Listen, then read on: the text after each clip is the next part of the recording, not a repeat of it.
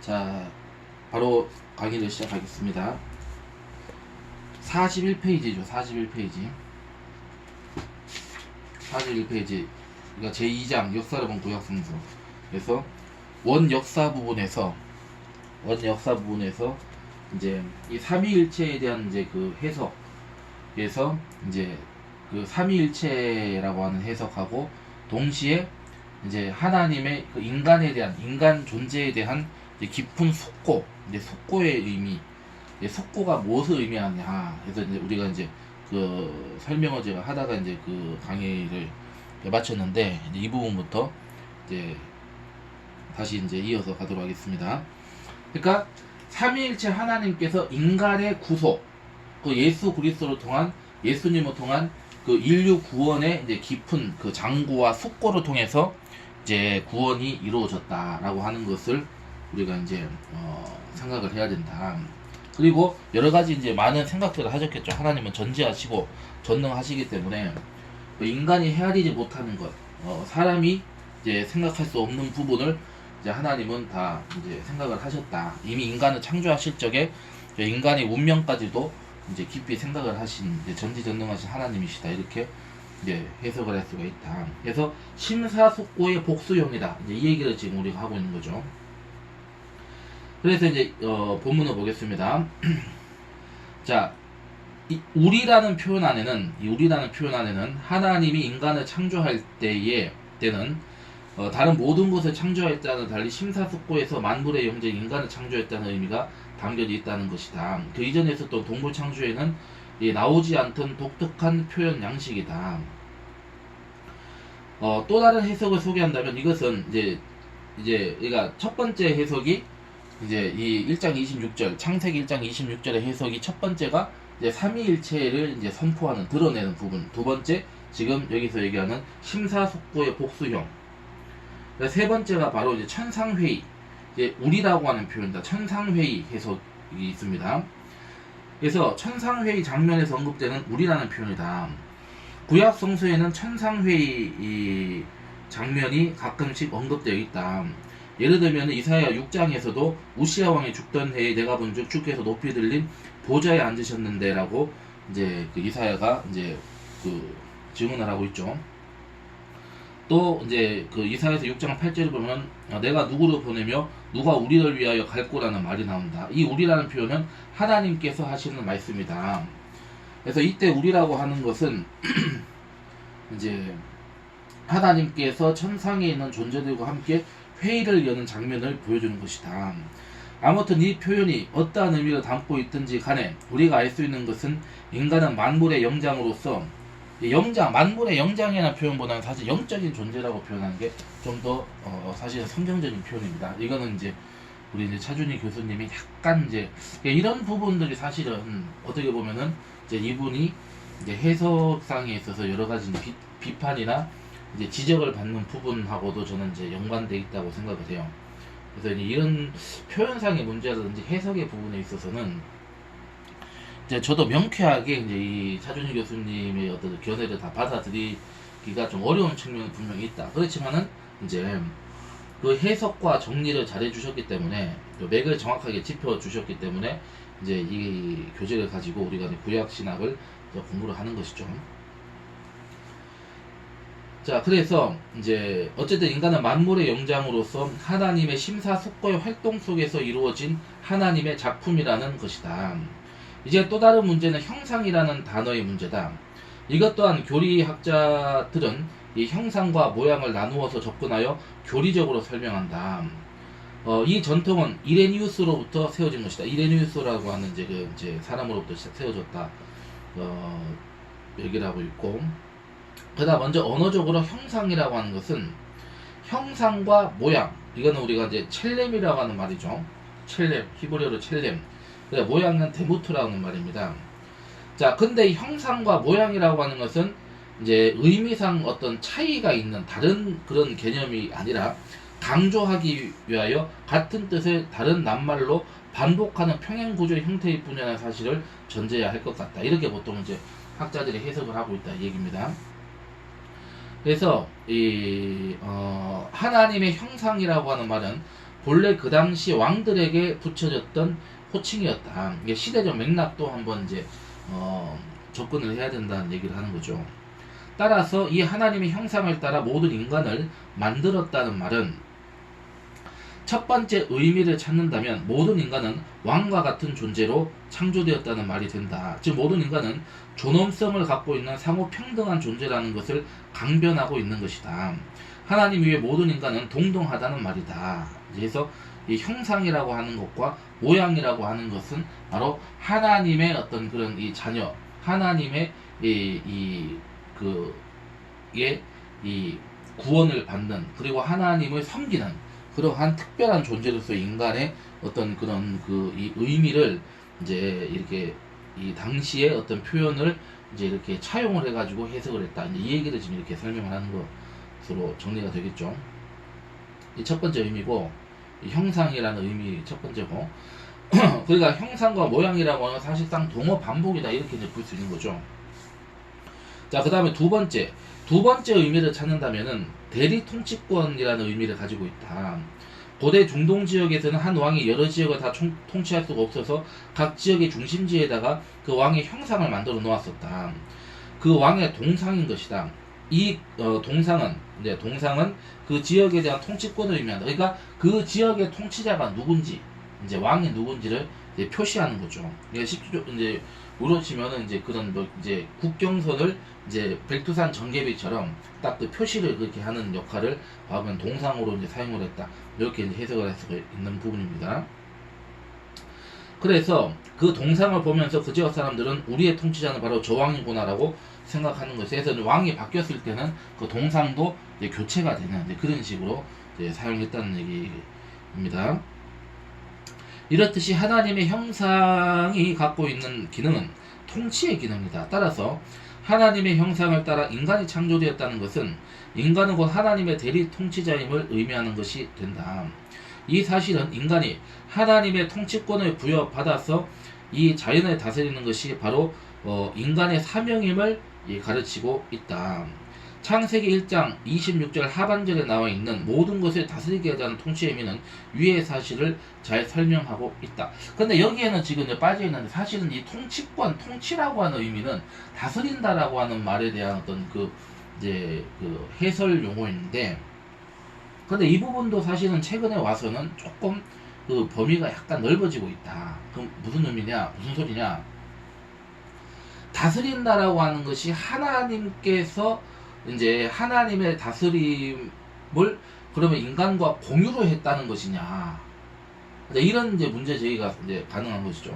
그러면 통치권을 하나님이 나누어 주셨다고 해석을 해야 되는 것이냐, 아니면은 이 다스린다라고 하는 것이 통치권이라고 하는 것은 일정 부분 이제 배제하면서 이제 관리하고 보듬는 역할을 할 것이냐. 그러니까 이거는 이제 어떤 의미에서 본다면은 우리 지금의 이제 이 신학 용어로 이 목회 신학에서 용어를 이제 비유로 하자면은 이제 칠이 있죠. 칠이라는 것이 통치라는 개념이라기보다는 관리하고 이끌어가고 정리한다는 의미가 좀 있잖아요. 그렇기 때문에 질서를 적용하는, 질서를 관철하는 그러한 관리적 행동으로서의 이 다스림으로 해석해야 되지 않을까라고 하는 이런 견해들도 있습니다.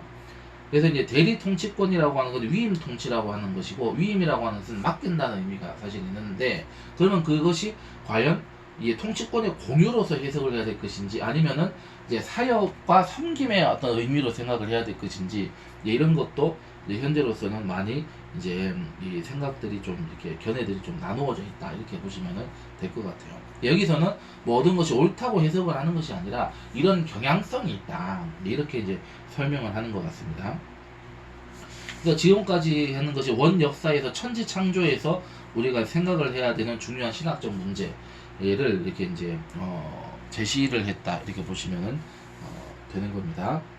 자, 그 다음에 이제 반가로 2번 두 번째죠. 인간 창조입니다. 인간 창조. 이제 창세기 2장 4절 하반절 이하부터 이제 언급되고 있습니다. 43페이지입니다. 인간 창조를 다루는 문서에서 눈여겨보아야 할 대목이 있다. 창세기 2장 18절에 돕는 배필의 창조에 관한 부분이다. 이게 그 2장 18절에 이렇게 나와있죠. 야훼 하나님이 이르시되 사람 혼자 사는 것이 좋지 못하니 내가 그를 위하여 돕는 배필을 지으리라 하시니라. 자, 이 돕는 배필이라고 하는 것은 여러분 이게 어떤 관계로 해석을 해야 될까요? 이거 한번 여기 일단 봅시다. 이 부분은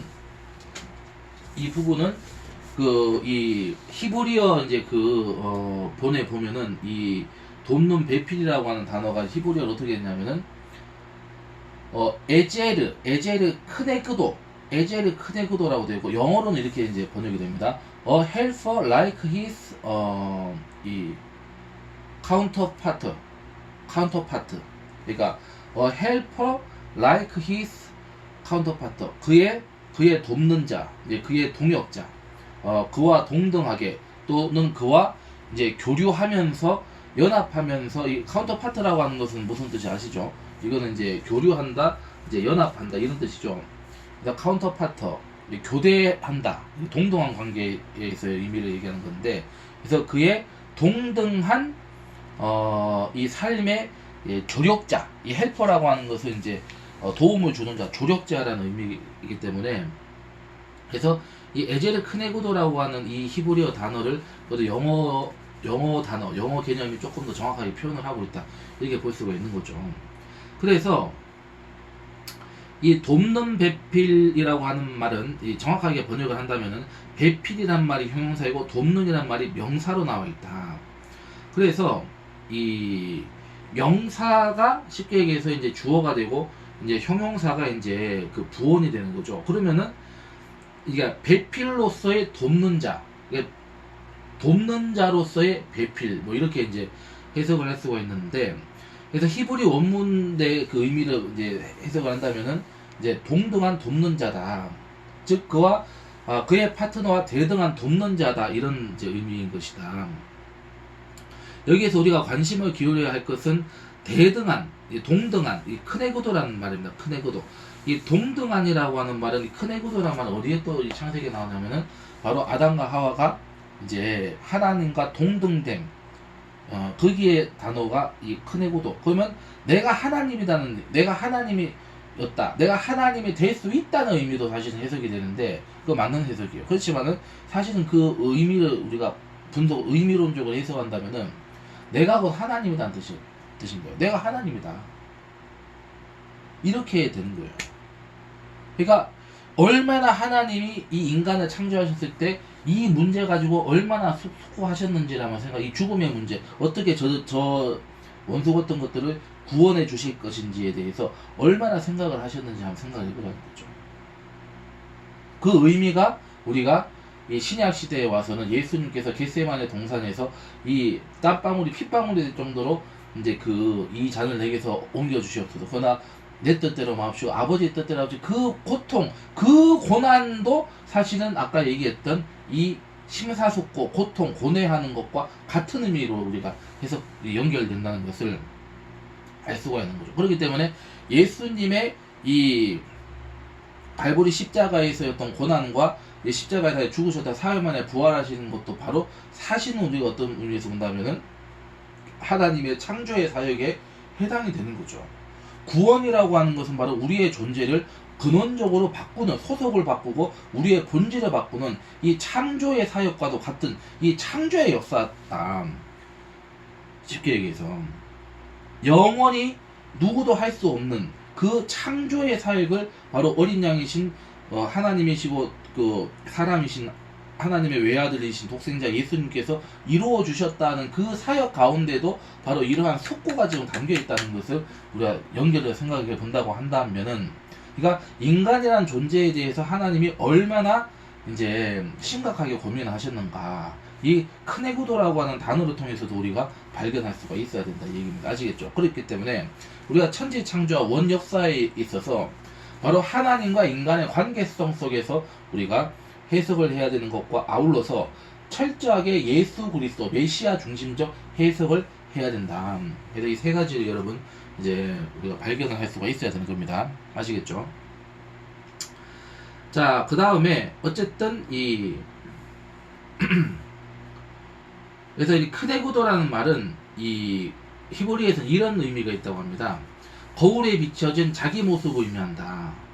그러니까 이 아담이 하와에게 내 뼈 중에 살 중에 살이다. 그러니까 너는 또 다른 나다. 이런 의미가 있거든요. 너는 또 다른 나다.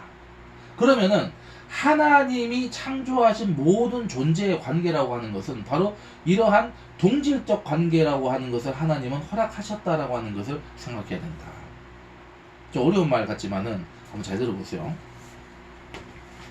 그러니까 모든 이 우주 만물이라고 하는 것은 예를 들어서 이제 다 하나님의 주권, 하나님의 의미 안에서는 다 어떻게 보면은 동등한 존재가 될 수 있다. 지금 이 사람은 이렇게 해석하는 거예요, 지금. 물론 이거를 동의를 할 것이냐 말 것이냐는 그 다음 문제인 거고, 일단은 이 사람의 그 해석의 맥락 속에는 그게 담겨 있다. 그러면 예를 들어서 하나님이 어느 정도까지 그것을 허용할 것이냐. 이제 이런 문제가 발생을 하는 거죠. 예를 들어서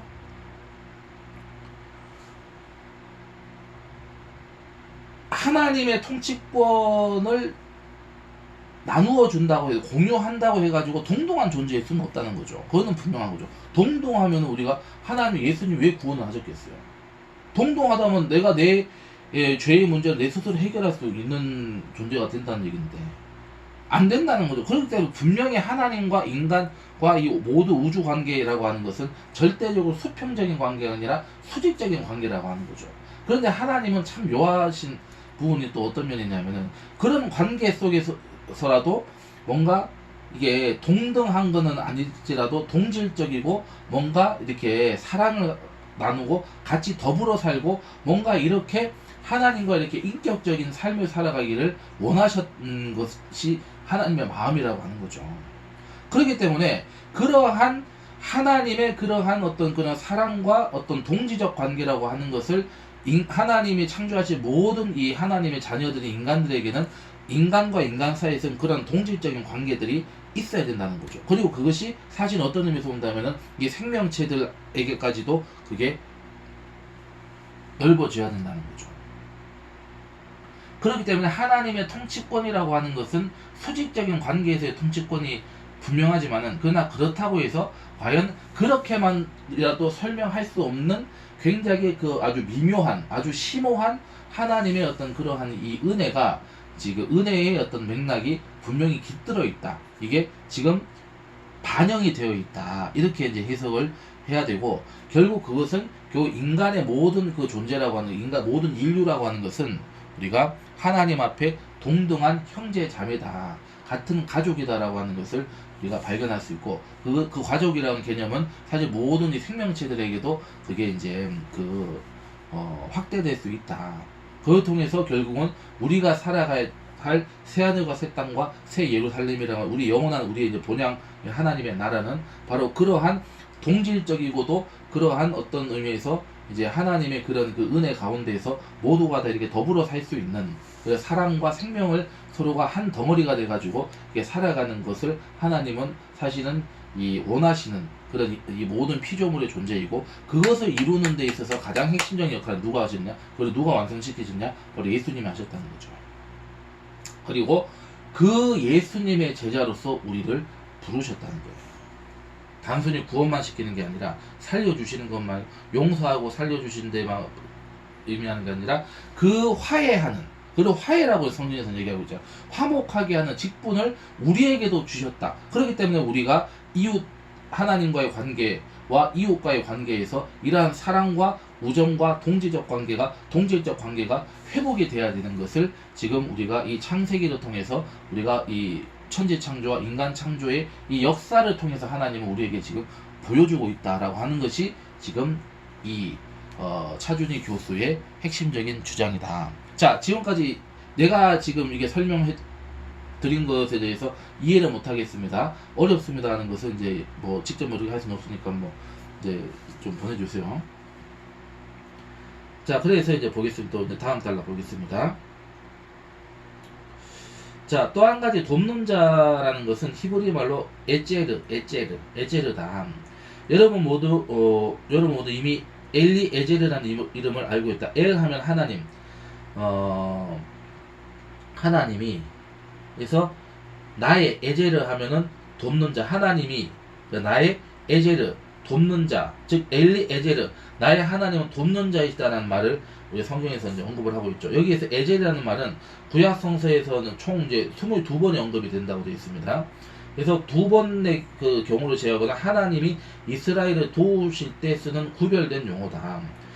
그 다음에 바라라고 하는 단어가 이제 창조하다. 이 천지 창조에 나오는 단어가 바라입니다. 히브리어로. 바라라고 하는 것은 창조하다. 히브리어 동사로서 창조하다는 의미인데, 하나님이 주어일 때만 쓰이는 것과 마찬가지로 에제라는 단어 또한 하나님의 도움을 나타낼 때만 쓰이는 단어다. 이렇게 보시면 되는 거죠. 그러니까 하나님의 맥락이 들어가 있으면 이거는 하나님만의 배타적이고 하나님만의 독자적인 고유한 하나님의 이제 그 행동, 하나님의 어떤 그런 단어가 되는데, 이 하나님은 애를 붙이지 않고 하나님이라는 그 맥락을 빼버리게 된다면 그거는 이제 인간적 관점에서 이제 해석을 해야 되는 것이 이제 구분이 된다. 이거를 지금 여기 설명하고 있는 겁니다. 근데 하나님의 관점에서 쓰이는 단어들로서는 이거는 이러한, 예를 들어서 이러한 이제 예제르나 이제 구원하시는 것과 바라, 창조한다는 것은 누구도 할 수 없는 것이다. 누구도 그건 불가능한 것이다. 오직 하나님만이 하실 수 있는 바라이고 에제르다. 이렇게 이제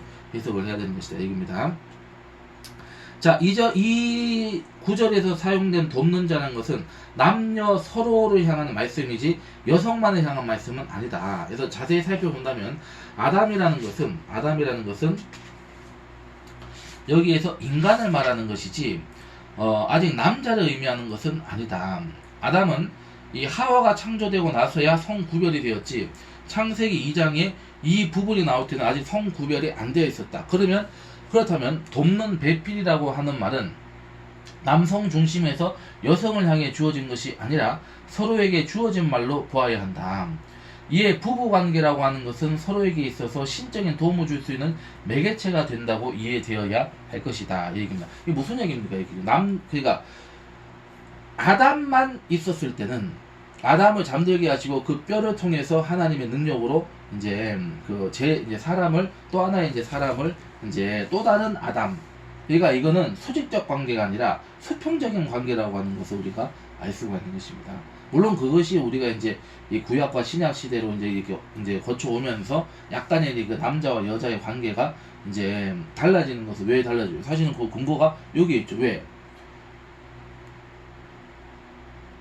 하와가 죄를 짓고 아담을 죄를 짓게 함으로 인해서 그 죄를 이제 원인 제공이 누구에게 있는 거예요, 기본적으로. 물론 이제 사단이, 마귀가 한 것이지만은 결국 그 뱀이 했지만은 결국 누가 제일 먼저 죄를 지은 게 누구예요? 하와가 죄를 지었기 때문에, 그래서 이제 그때부터 이제 하나님이 이제 선포를 하신 거죠. 그렇지만은 우리가 하나님으로부터 구원받는 사람들의 입장에서는 남자와 여자는 동등한 관계로 다시 회복이 되어 따로 해석을 해야 이게 좀 정확한 그 부분이다. 이렇게 보시면 되는 거죠. 아시겠죠? 자, 그 다음에 이제 세 번째 타락의 문제입니다. 타락의 문제. 이게 창세기 3장에서 언급하고 있죠. 이 타락의 문제에서 우리가 이제 봐야 될 게 뭐냐, 이거를 보겠습니다. 창세기 3장에서 우리가 기억해야 할 것은 3장은 악의 기원을 말하고 있지 않으며 다만 악의 현실만을 말하고 있을 뿐이라는 것이다. 그러니까 성서는 그 어떤 곳에도 하나님의 기원을 말하고 있지 않다. 하나님의 존재는 이미 전제되어 있다. 하나님의 전제가 신비의 영역으로 남아있듯이 악, 죄의 기원 문제도 신비의 영역으로 남겨둔 것이 이 구약 성서의 현실이다. 그러기에 창세기 3장에서 흔히 죄의 기원을 찾으려는 노력들은 잘못된 자세라고 볼 수 있다. 근데 우리가 이제 성경에 보면은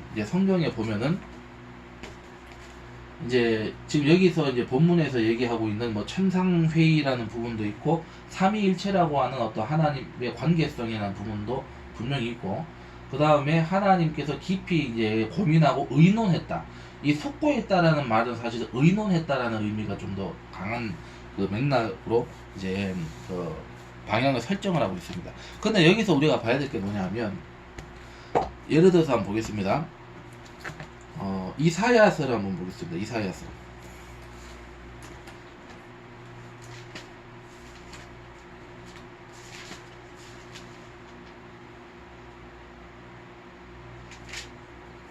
이사야서 14장을 한번 보겠습니다.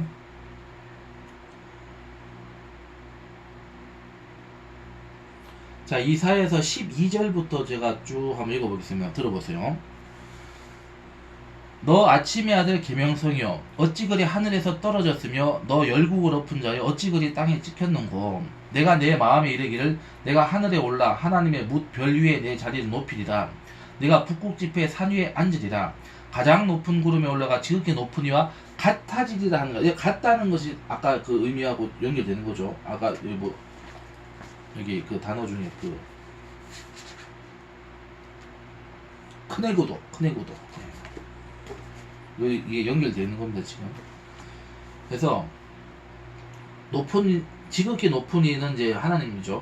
같아지는 한도다. 그러나 이제 내가 수월 곧 구덩이 맨 밑에 떨어짐을 당하리로다.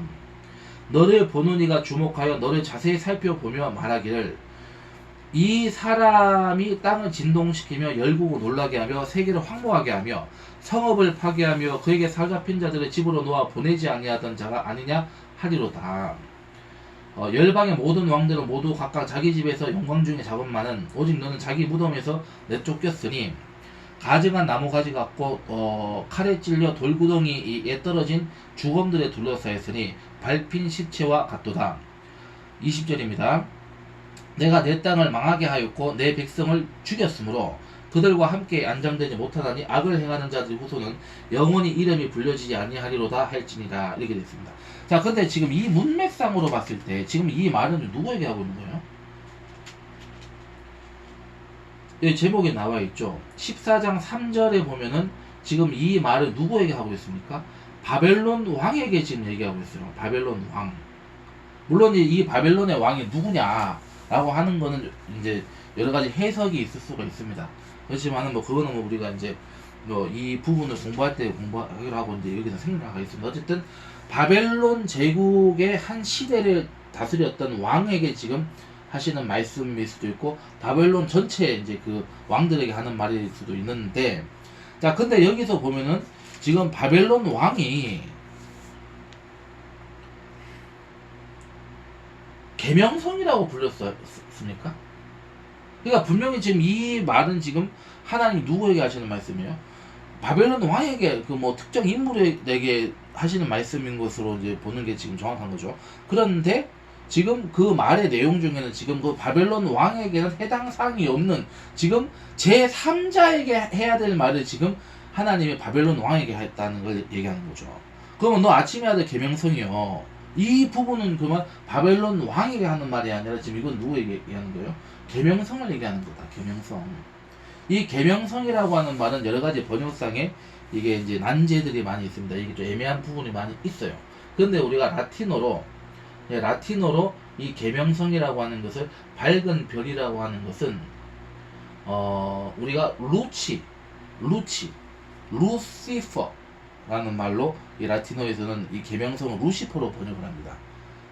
루시한 게 밝다, 퍼라고 하는 것은 어떤 존재를 루시퍼라고 얘기해요. 이 루시퍼가 보통 우리가 사탄을 루시퍼 하잖아요. 그러니까 이 루시퍼라고 하는 말의 근거가 여기서 나오는 거예요, 사실. 이 라틴어로 계명성은 루시퍼라고 해요. 루시페르, 루시퍼 이렇게 얘기하거든요. 그러니까 이거는 지금 바벨론 왕에게 하는 얘기 아니란 말이야. 바벨론 왕에게 하는 말 속에 지금 사탄에게 지금 하는 거. 그럼 이건 어떻게 해석을 해야 되냐? 바벨론 왕이 좀 누구에게 속한 왕이다? 하나님에게 속한 왕이냐? 아니죠. 누구에게 속한 거죠? 사단에게 속한 왕이다. 그러면 이거는 지금 누구의 모형이, 누구를 지금 의미하는 거예요, 지금 이거는. 이 바벨론 왕이라고 하는 것은 적그리스도를 얘기하는 거죠.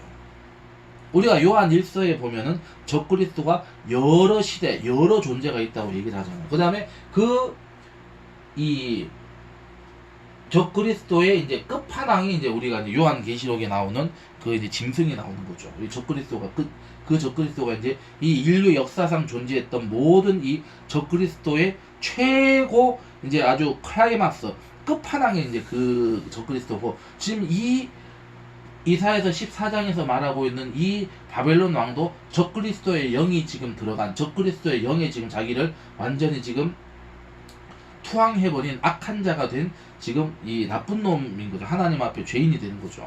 그러니까 당연히 그 왕에게도 하는 심판을 하지만은 사실은 그 왕의 삶을 통해서 지금 누구의 삶이 지금 누구의 지금 운명이 지금 여기서 지금 이게 오버랩 되고 있는 거예요. 사탄의 운명하고 지금 오버랩이 되고 있잖아요. 그렇기 때문에 일심동체가 됐다는 얘기예요. 사탄과 이 적그리스도의 영과 지금 바벨론 왕이 지금 완전히 지금 이 일심동체가 된 거예요. 지금. 자, 그 얘기가 또 에스겔서에도 있죠. 에스겔서에는 다른 인물이 나옵니다. 자, 에스겔서 28장을 가주시기 바랍니다. 에스겔서 두로왕, 두로로 다스리는 왕을 얘기하고 있습니다. 자, 여기도 하나님이 비슷한 말씀이 있습니다. 자,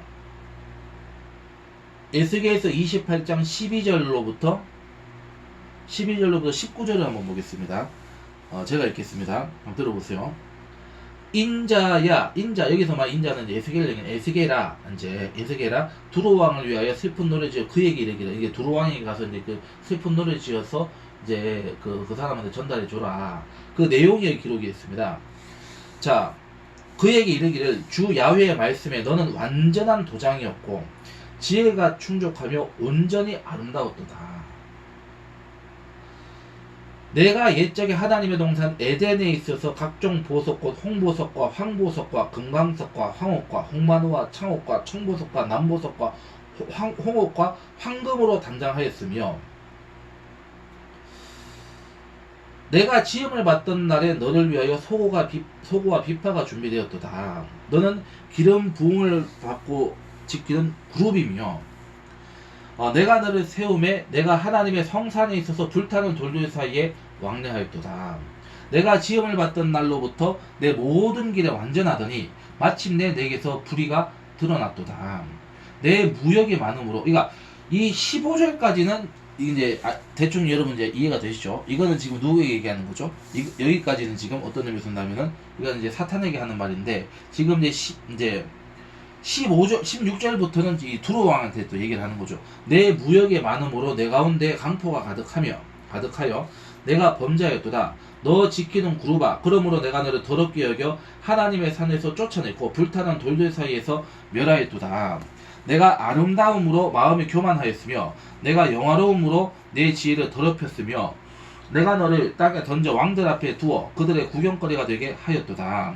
내가 죄악이 많고 무역이 불의함으로 내 모든 성소를 더럽혔으며 내가 내 가운데에서 불을 내어 너를 사르게 하고 너를 보고 있는 모든 자 앞에서 너를 땅 위에 재가 되게 하였도다.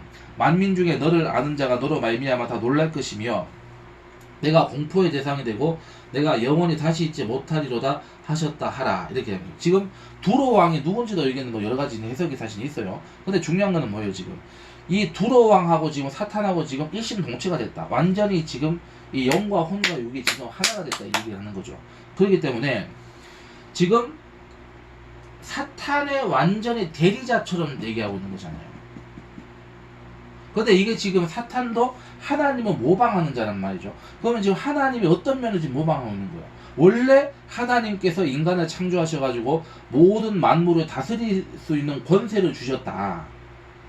그래서 그러면 그 인간은 어떤 상태에 있는 인간인 거예요? 하나님과 예수님과 하나님의 독생자 예수님과 성령님과 인간이 완전히 한 생명체가 되는 거죠. 한 생명체가 돼가지고 이제 하나님의 말씀대로 이제 하나님의 통치에 참여하는 자가 됐다.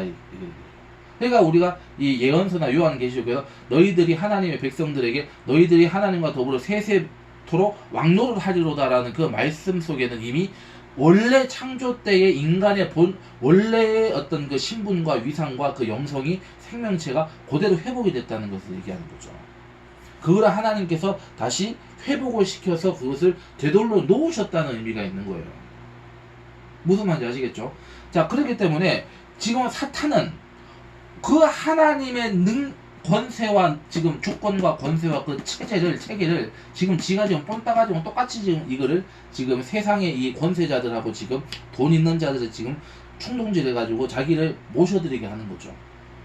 그 어떻게 유혹을 하냐? 그러면 그 사람은 어떻게 유혹을 하길래? 그러면 이 사람들 이렇게 사탄에게 이렇게 지금 해서 사탄은 완전히 자기 그거를 이제 신으로 받아들이고 하냐? 그 힌트가 있어요. 예수님께서 40일 동안 이제 그 성령님의 그 성령에 이끌려서 광야에서 40일 동안 금식 기도를 하시잖아요. 그때 막 사탄이 찾아왔잖아요. 그래가지고 마지막에 네가 나한테 절하면 이 모든 것을 너에게 줄 것이다. 그러니까 거부하셨잖아요. 말씀으로 거부했죠. 사탄아 물러가라. 주 너의 하나님만 섬겨라. 이렇게 얘기를 하잖아요. 그러니까 이게 성경이라는 게 다 이렇게 이 성경의 궁금증은 성경 속에 답이 있다는 것을 우리가 여기서 알 수가 있는 거죠. 아시겠죠? 자, 그 다음에 또 우리가 봐야 될 게 뭐냐면은, 자, 우리가 이제 그 28년 12절에 보시면, 자, 너는 완전한 도장이었다. 완전한 도장이었다. 뭐 도장이라고 하는 것은 어떤 직분을 의미하는 것 같아요. 완전했다. 그건 뭐예요? 그러니까 어떤 직분을 맡은 자로서 하나님의 뜻에 완전히 순종했다는 얘기가 된 거예요. 순종을 했다는 얘기가 된 거죠. 완전했다는 말을 우리가 그냥 하나님의 그 입장에서는 그냥 아무에게나 완전하다는 표현을 주진 않거든요. 완전한 도장이었다. 그 다음에 또 한 가지 뭐예요? 지혜가 충족했다. 지혜가 아주 탁월한 지혜를 가지고 있었다. 그 다음에 또 아름다움은 또 어떻게 아름다웠다? 온전하게 아름다웠다. 그러니까 아주 그냥 완전체였다는 얘기가 된 거죠. 근데 여기서 한번 봅시다. 자, 우리가 창세기에 가서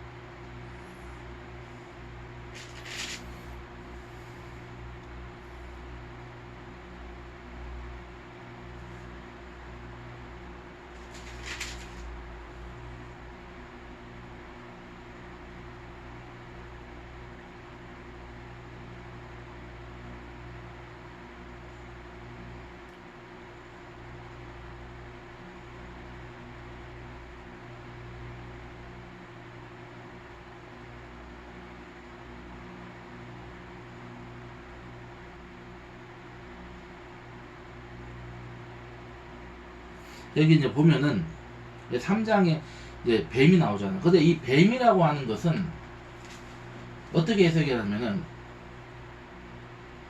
간교했다라고 하는 것은 지금 시제가 어떻게 해석을 해야 되나요? 간교한 시제, 간교라는 그 이 상태의 시제는 이거는 과거 완료형입니다. 과거형인 게 쉽게 해서. 그러니까 간교하지 않았던 게 간교해진 게 아니에요. 원래부터 간교했다라고 해석을 해야 됩니다. 그죠? 그러면은, 근데 우리가 이 뱀이라고 하는 것은 결국 뭘 의미하냐? 사탄을 의미하죠. 그러니까 이걸 우리 어떻게 해서 이거 가지고 또 뭐 여러 가지 이게 아주 골치 아픈 해석들이 사실은 있는데요. 이건 이렇게 해석하는 게 맞는 것 같아요. 우리가 성경에 보면은 이 성경의 예언서를 보시면은 우리가 이 요한계시록에도 보면은 이 적그리스도를 짐승이라고 표현을 하잖아요. 짐승. 그 다음에 다니엘서에 보면은 나라를 뭐로 지금 표현을 하고 있습니까? 짐승으로 표현을 하고 있어요. 그래서 이 악한 자나 악한 영이나 우리가 사탄이나 하나님을 대적하는 모든 영을 가진 존재들은 하나님은 짐승이라고 표현을 합니다. 짐승이라고 표현을 해요. 짐승이라고 표현을 하는 겁니다. 무슨 말인지 이제 아시겠죠? 자, 그런데 여기서 우리가 봐야 될 게 뭐냐면, 지금 여기 예수께서 28장 돌아와가지고 이제 좀 약간 이게 복잡한데 나도 지금 정리가 좀 잘 안 되는데, 여기서 봐야 될 게 뭐냐면, 그러니까 완전한 도장이었다, 지혜가 충족했다, 온전했다. 이거는 뭔 얘기냐면은, 지금 이 사탄이, 이게 두로 왕이나 사탄은 그러니까 처음부터 하나님을 대적하는 자가 아니었다는 얘기가 되는 거예요. 그죠? 그렇게 된 거죠. 그러니까 너는 과거에는 그러지 않았어. 이거잖아. 너는 옛날에는 모든 면에 있어서 완전하고 충족에는 충만했고, 충만했고, 은혜가 충만하고 막 충만했고, 그 다음에 온전했어. 이거는 뭐냐면은 뭔가 이제 이 사탄도, 그러니까 사탄과 창세기 뱀은 같은 존재입니다. 지금 그럼 같은 존재라고 우리가 연결이 된다고 한다면은 지금 창세기에서는 원래부터 간교했다는 의미가 있는 거예요 지금. 그런데 여기서는 너는 처음에 그러지 않았어 이렇게 얘기하는 거잖아요. 그러면 이게 이제 소위 말해서 그러면 이 악의 존재, 사탄이라는 존재, 이 마귀, 악한 영들, 귀신이라는 존재가 원래부터 그러니까 하나님의 피조물, 영적인 피조물로서 하나님을 섬기는 자로 나왔는데, 근데 이게 이제 쉽게 얘기해서 하나님과의 어떤 그러한 이 동지적 관계 속에서 이제 하나님이 뭔가 이제 어떤 그 하나님을 섬기는 자 중에서 탁월한 어떤 그런 섬기는 이제 자로 세운 거죠.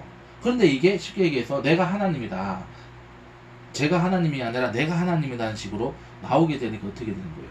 그러니까 이제 딱 하나님께서 이제 차단을 칠 수밖에 없었던. 그래서 쉽게 얘기해서 이제 하나님이 이제 천지를 창조하시고 이 생명과 인간을 창조하는 데 있어서 이제 이 뱀이라고 하는 거는 사실 어떤 의미에서 본다면은 지금의 이게 기어다니는 뱀이 아니잖아요. 뭔가 영적인 존재. 그러니까 이 당시에는 모든 게 영적인 이 세계였기 때문에 이 영체로서 존재하고 있었던 것으로 해석을 해야 되지 않을까, 이렇게 보는 거죠. 그러니까 짐승도 영적인 어떤 영성이 있는 영적인 어떤 실체로서 있는 거죠. 지금은 그 영이 없어졌지만은. 근데 그것도 약간 이게 지금 제가 지난 시간에는 이제 이 짐승은 이제 영이 없고 이제 사람 영이 있다 뭐 이런 얘기도 제가 했습니다만은, 그러니까 이게 좀 복잡한, 이게 정말 이게 이제 우리가 이게 사실은 이게 성경의 난제라는 게 이렇게 우리가 인간이 참 해결하기 어려울 정도로 이게 복잡한 이게 부분이 있는 거죠. 그런데 중요한 건 뭐냐면은 어쨌든 이 뱀이라고 하는 거, 뱀이라는 존재는 뭔가 우리가 창조되는 어떤 그런 이 동물하고는 또 차이가 있는, 또 이게 또 뭔가 또 이건 또 맥락이 다른 뭔가가 있는 것 같아요. 근데 이 창세기에서는 이제 명확하게 언급을 하고 있지 않은데, 지금 아까 얘기했던 이 이사야서 14장과 에스겔서 28장에 있어서는 이 사탄이라는 존재가 이 인간이 창조되기 전부터 존재하는 영적인 실체였고, 그러나 그것이 어쨌든 하나님과의 관계가 이제 완전히 이제 이 어그러지게 되면서 이게 지금 하나님을 대적하는 자로서 이제 그게 나오는 것이다, 이렇게 되는 거죠. 그렇기 때문에 선과 우리가 이 성경의 관점에서 본다면은 선과 악은 동등한 게 아니라 이 선의 반대가 악이 아니고 이 선이 없는, 선을 거부하는 그러한 이 대항 체제로서, 안티 체제로서 악이라는 그런 이 존재가 있을 뿐이다, 이렇게 해석하는 거죠. 그렇기 때문에 하나님은 이게 동등됨을 여기는 것을 하나님은 원치 않으시는 거예요. 쉽게 얘기해서 하나님은 그게 분명히 있는 거죠.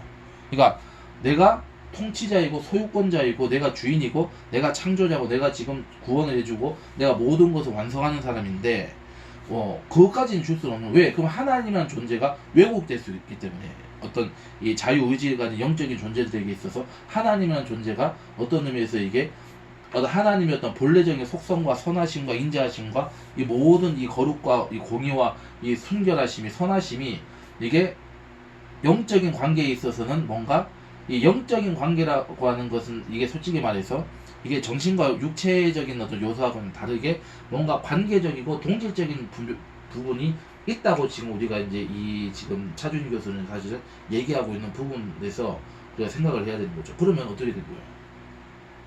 그 동질성이라는 게 얼마나 위험성이 있는 것인지를 하나님도 아신다고 해석을 해야 되는 거죠. 그러니까 하나님은 전지전능하시기 때문에, 그러면 이러한 상황까지도 하나님은 사실 일정 부분 그것을 이제 해소해야 되는 그런 이제 입장에 지금 이제 서 있는 것이다, 이렇게 봐야 되는 거죠. 왜 그러냐면 사랑하지 않으면은 그렇게 하면 다 깨끗하게 없애버리고 아예 그냥 딱딱딱 정리, 아예 그냥 뭐 가룟 유다에게 얘기했던 차라리 안 태어났으면 나을 뻔했다, 그 얘기를 하시는 것처럼 예수님이 말씀하셨던 거, 예수님의 그 입장, 그 심정처럼 아예 안 만나면 되지. 그렇지만 하나님은 뭔가 이제 혼자 이렇게 계시는 걸 원치 않고 하나님 본인이 성부, 성자, 성령 관계, 이제 관계적인 어떤 그러한 유일한 하나님이시기 때문에 뭔가 그 이제 관계와 그러한 생명과 사랑이라고 하나님의 속성을 나누고 그것을 반응하는 것을 이렇게 원하셨기 때문에 이것을 창조했다. 근데 솔직히 이제 이게 뭐 우리가 인간의 관점에 쉽게 이해할 수는 없는 부분이긴 하지만은 어쨌든 그 하나님께서 어쨌든 그 사랑을 어쨌든 그 하나님의 어떤 그런 통치권을 이제 관철시키기 위해서 모든 것을 이제 어느 시점인가는 창조를 하셨다. 근데 창조를 했는데 그게 뭔가 어그러져 가지고 다시 하나님께서 이제 새로운 존재를 창조하신 것이 아닌가 이렇게 이제 봐야 되지 않을까 해석을 하는 거죠. 그래서 이게 지금 이제 이게 우리가 다시 이제 교재로 돌아와서 자, 그래서 지금 우리가 이 타락의 문제, 그러니까 이 악의 문제, 죄의 문제가 왜 그러면은 이게 등장을 하게 되었는지를 다시 우리가 이제 성경에서 한번 이제 고민을 해 보는 이제 맥락에서 제가 얘기를 했던 것이고, 자, 본론 돌아오겠습니다. 본문으로. 어쨌든 성경에서는 이제 아까 얘기했던 이 이제 이 이사야서 14장과 이제 에스겔서 28장의 말씀에서 어쨌든 이제 악이라고 하는 것은 피조물의 문제에서 이제 출발했다는 것은 확실하게 우리가 확인은 할 수 있지만은 이제 그것도 정확하게 그러면 이게 이제 그 하나님의 나라, 그러면 인간이 창조되기 이전의 그 영적인 존재들과 이제 하나님이 영원히 이제 살아가셨을 때의 그 세상 그 세계라고 하는 것은 사실 성경에서 정확하게 얘기를 하고 있지 않기 때문에 그 부분에서의 지금 이게 사탄의 문제가 나오기 때문에 이 그 악한 영들의 문제가 나오기 때문에 그건 나중에 또 제가 이제 이 강의를 진행을 하면서 제가 설명을 드리겠습니다만은 어쨌든 이 두 말씀 몇 군데 빼고는 사실 악이라고 하는 게 등장하지 않는다. 또 욥기서에 보면은 또 이 하나님과 사탄의 관계라고 하는 것이 그래도 어느 정도 영적으로는 또 이게 이제 지금 교류가 이루어지고 있다, 소통이 이루어지고 있다는 것도 사실은 우리가 봐야 되는데, 근데 그런 걸 우리가 다 헤아리기가 사실 쉽지는 않습니다. 그렇지만은 우리가 이제 성령을 이제 의지해서 성령님을 이제 통해서 우리가 이제 이렇게 구해야 되는 부분으로 이제 여기 말대로 이 신비의 영역으로 우리가 이제 둬야 되는 것이죠. 자, 그래서 어쨌든 그래서 이 하나님의 존재가 신비의 영역으로 남아 있듯이 악의 기원 문제도 신비의 영역으로 남겨둔 것이 구약성서의 현실이다. 그렇게 창세기 3장에서 흔히 죄의 기원을 찾으려고 하는 노력들은 잘못된 자세라고 볼 수가 있다. 창세기 3장에서 와서 우리는 인간의 타락 기사를 보게 되는데 성경을 전체적으로 본다면은 창세기 1장 2장까지는 창조 질서의 확립을 말하고 있다. 창세기 3장부터 구약성서의 나머지 전체와 신약성서, 요한계시록 20장 15절까지는 창조 질서 파괴를 말하고 있다. 그리고 맨 마지막 두 장, 요한계시록 21장과 22장은 창조 질서의 회복을 말하고 있다. 제가 아까 전에 얘기했던 거죠. 그래서 원래 인간의 존재로서 모든 걸 예수 그리스도 통해서 다 되돌려 놓으셨다는 걸 얘기하는 거죠. 그러니까 이 예수님의 갈보리 십자가 구원의 역사는 바로 또한 창조도 되지 의미도 있지만은 회복의 의미도 있다. 이렇게 이제 봐야 되는 거죠. 자, 그래서